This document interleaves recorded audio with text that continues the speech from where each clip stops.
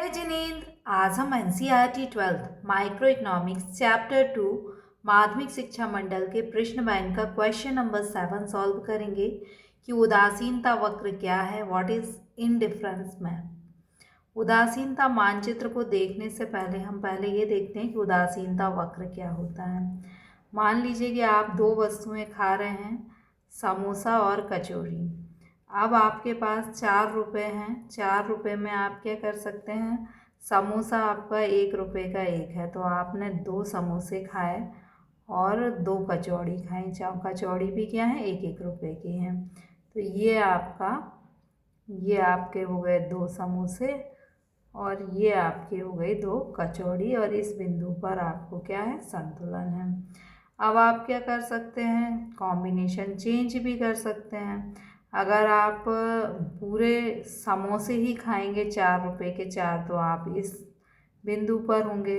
अगर आप पूरी कचौड़ियाँ ही खाएंगे, मतलब आप पूरे 4 रुपये कचौड़ी पर खर्च कर देंगे, तो आप इस बिंदु पर होंगे। और इन सारे बिंदुओं को मिलाकर जो रेखा बनेगी उसे हम क्या कहेंगे, उदासीनता वक्र। ये क्या बन गया आपका, उदासीनता वक्र। यानी आपके पास रुपए तो 4 हैं, चाहे आप 4 समोसा खा लें यहाँ पर, या 4 कचौड़ी खा लें, या 2 समोसा और 2 कचौड़ी, आपको संतुष्टि कैसी मिलेगी, समान ही मिलेगी। ये तो हुआ उदासीनता वक्र, जो अभी हमें याद नहीं करना। क्वेश्चन क्या है, उदासीनता मानचित्र क्या है। अब उदासीनता वक्र इसलिए समझाया था कि उससे बाद आप मानचित्र को समझेंगे। उदासीनता मानचित्र क्या बताता है कि अभी ये तो क्या थी, आपकी 4 रुपये वाली लाइन थी। 4 रुपये में आप कोई भी कॉम्बिनेशन चूज़ करते, आपके पास रुपये 4 थे। अब मान लीजिए आपकी आय बढ़ जाए, आपके पास 4 से बढ़कर 8 रुपये हो जाएं, तो फिर आप ये दूसरे ऊपर के उदासीनता वक्र पर चले जाएंगे। अब आप 4 कचौड़ी 4 समोसे 8 खा सकते हैं। अगर मान लीजिए आपके पास 12 रुपये हो जाए, तो आप और ऊपर के उदासीनता वक्र पर चले जाएंगे। अब आप ज़्यादा कचौड़ी और ज़्यादा समोसे खा सकते हैं। अब ये सारे उदासीनता वक्र जो हैं, ये 3 उदासीनता वक्र हैं, और भी हो सकते थे। जैसे जैसे आपकी आय बढ़ती तो और भी उदासीनता वक्र हो सकते थे। तो इनके समूह को, इनको एक साथ हम क्या कहेंगे, उदासीनता मानचित्र। मतलब उदासीनता वक्रों के समूह को हम क्या कहेंगे, उदासीनता मानचित्र। अब हम इसे लिखेंगे कैसे, वह देखते हैं कि संतुष्टि के विभिन्न स्तरों को प्रदर्शित करने वाले तटस्थता वक्रों के समूह को तटस्थता मानचित्र कहा जाता है। देखिए, यदि आप मान लीजिए IC1 तटस्थता वक्र नीचे वाले पर है, 4 रुपये वाले पर, तो आपकी संतुष्टि कम होगी। अगर आप ऊपर वाले तटस्थ वक्र पर चले जाते हैं, 8 रुपये वाले, यानी आपको ज़्यादा खाने मिलेगा, तो आपकी संतुष्टि बढ़ जाएगी। आप और ऊपर चले जाते हैं तो आपकी संतुष्टि और बढ़ जाएगी। तो ये जो तीनों वक्र हैं, ये संतुष्टि के विभिन्न स्तर को बताते हैं। तो संतुष्टि के विभिन्न स्तरों को प्रदर्शित करने वाले तटस्थ वक्रों के समूह को तटस्थता मानचित्र कहा जाता है। संतुष्टि के विभिन्न स्तरों को प्रदर्शित करने वाले तटस्थता वक्रों के समूह को हम क्या कहते हैं, तटस्थता मानचित्र कहते हैं।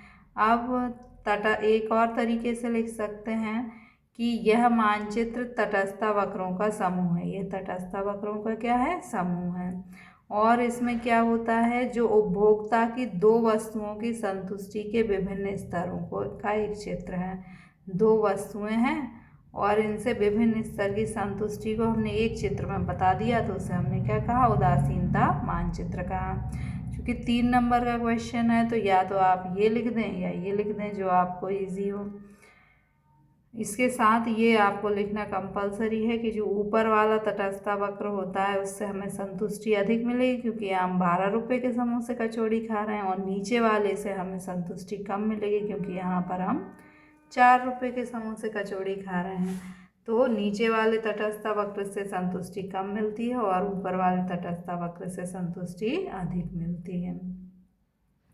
इन शॉर्ट हम क्या कह सकते हैं कि उदासीनता मानचित्र क्या है, कि संतुष्टि के विभिन्न स्तरों को, संतुष्टि के विभिन्न स्तरों को प्रदर्शित करने वाले तटस्थ वक्रों के समूह को तटस्थ मानचित्र कहा जाता है। और ऊपर का तटस्थ वक्र अधिक संतुष्टि को बताता है और नीचे का तटस्थ वक्र कम संतुष्टि को बताता है। अब what is indifference map? Indifference map क्या है? Indifference A group of indifference curve showing different level of satisfaction. ये जो इंडिफरेंस कर्व का ग्रुप है ये डिफरेंस लेवल के सेटिस्फैक्शन को शो कर रहा है और इनको हम एग्रीगेट रूप से क्या कहेंगे? Indifference map. इनके सेट को हम क्या कहेंगे? Indifference map. और ये जो टू गुड्स हैं उनके ही सेटिस्फैक्शन को बताएगा।